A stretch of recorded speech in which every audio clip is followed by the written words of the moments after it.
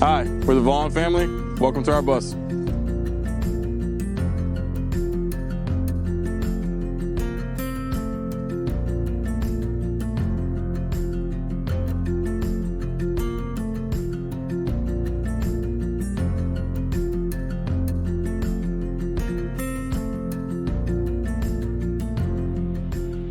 So about 4 years ago, we decided that we needed a change. We were used to living in fairly large homes with big jobs, working a lot, chasing the American dream. The entire build and the way we live, all of the decisions that we make throughout our life with our home and where we go, for that matter, are all dictated on a family basis. Our children are involved in all the decision makings, and if they find that they're in a bad place that they don't want to be in, that they want to move, we do what the children suggest.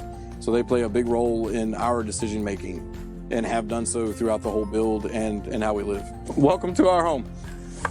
In the entryway of our bus, we have shoe storage. Lots of storage on the front for necessities, umbrellas, and bug spray. When we're parked, the driver's seat doubles as plant storage. The panels that they're sitting on are used in one of our convertible spaces that you'll see later.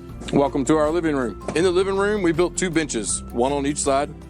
They double as sleeping platforms when we have company or guests. They also can convert into one huge padded sleeping area, play area for my kids, using the panels that the plants were sitting on in the driver's seat. There's storage in both benches all the way through. All of my utility stuff is down below, so we're able to use all of the space in the coach as household storage and personal belongings. My children love to read, so we had to make sure we put in lots of bookshelves. We actually have boxes of books and shelves of books on both sides. As you see, the bus sitting here now is how it travels down the highway. We don't have to move anything, nothing falls out. We lay a couple of the taller items down, but the rest of the stuff sits and rides just like it is. Welcome to our kitchen/office area. I work a full-time job Monday through Friday as a draftsman. So this equipment has to be built into a table somehow so we can hide it. Because we eat at this table as a family every day, there's no exceptions to it. So everything has to be functional for our family. 4 seating areas, a decent table that we can actually sit at and see each other while we eat and spend time together. The upper cabinets in the bus were in the bus before we bought it. It was a previous partial conversion. It wasn't complete. The upper cabinets came out of an old motorhome per the original owner. We reinforced the mounting, cleaned them up, painted them, and put in metal inserts so that we could use both sides for pictures and keepsakes that we pick up, and it works really well. Welcome to our kitchen.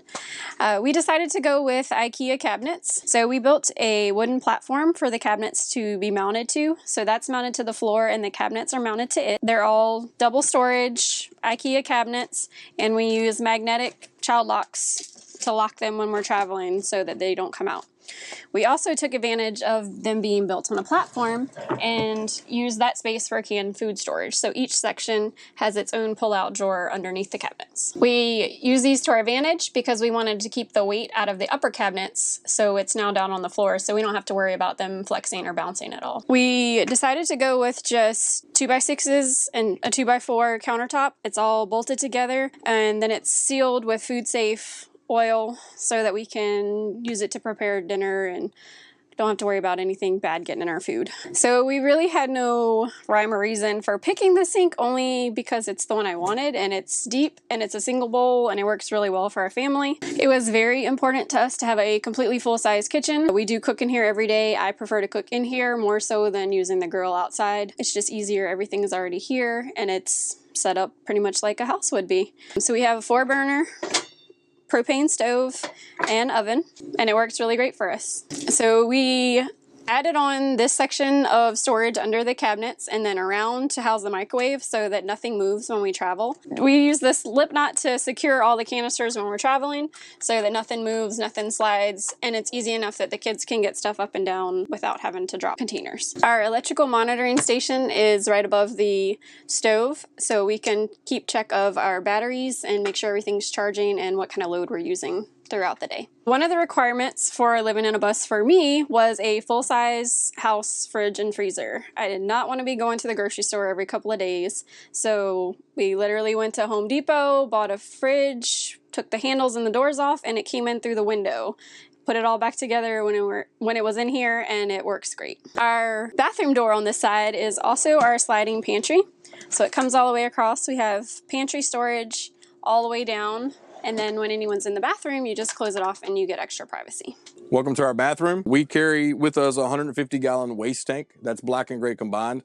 So that allows us to have fairly decent appliances that for washing our hands, the toilet, and the bathtub. It's a little unique. Regular running water, hot water made underneath the bus in the propane bay, a flush type RV toilet, and a galvanized horse trough bathtub. Shower head above works really well for us.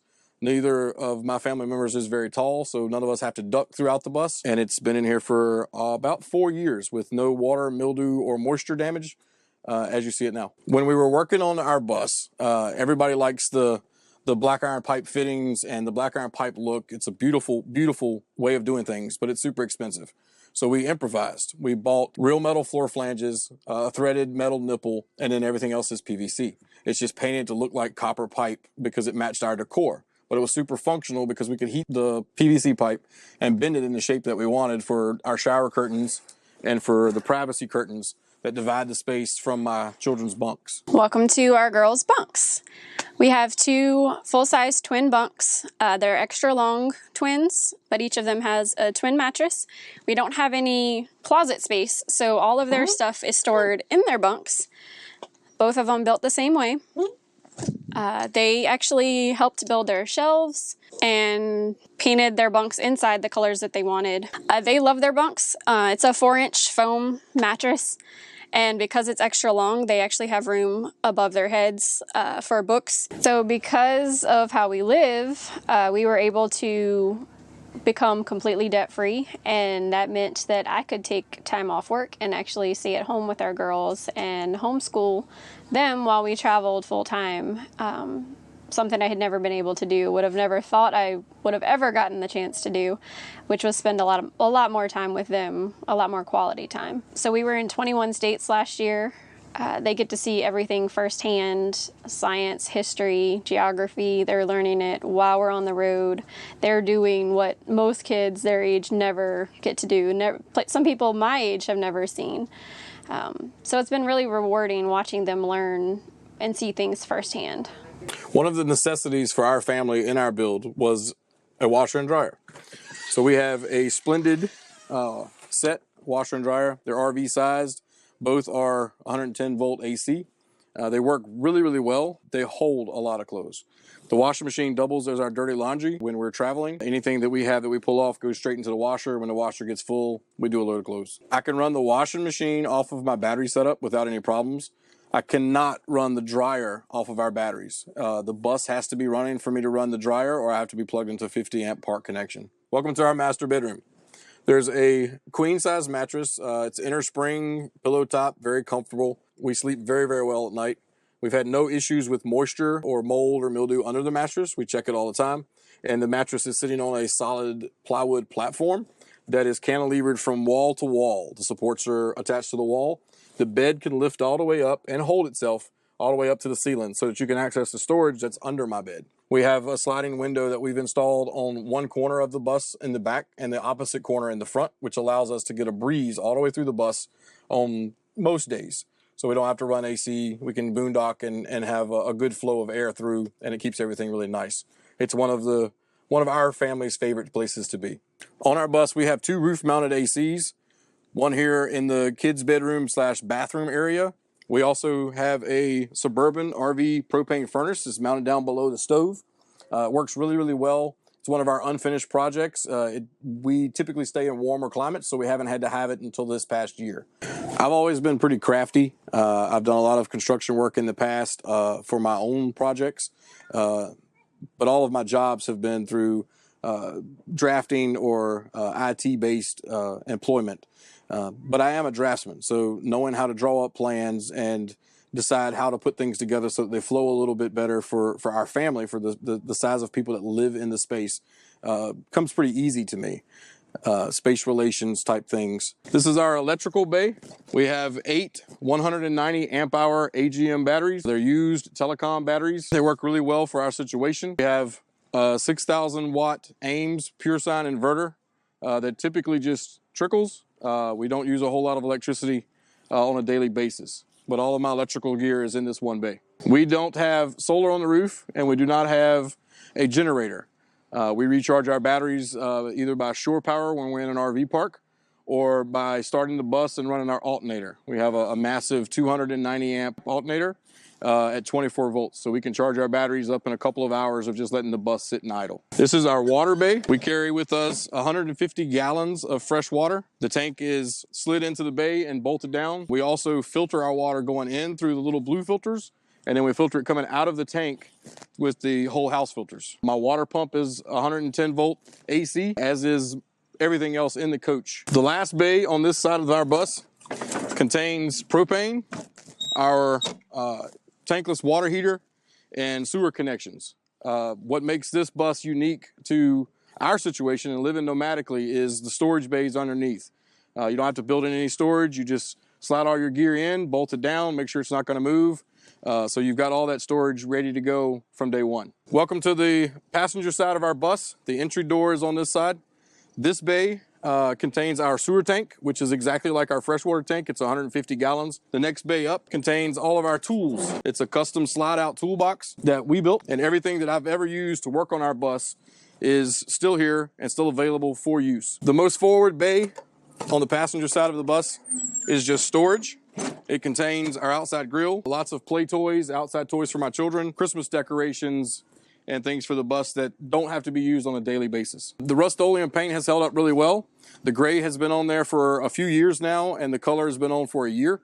We pressure wash the bus quite often and have not had anything flake off that would be detrimental to the look of the bus. So when we bought our bus 4 years ago, it was quite an expense.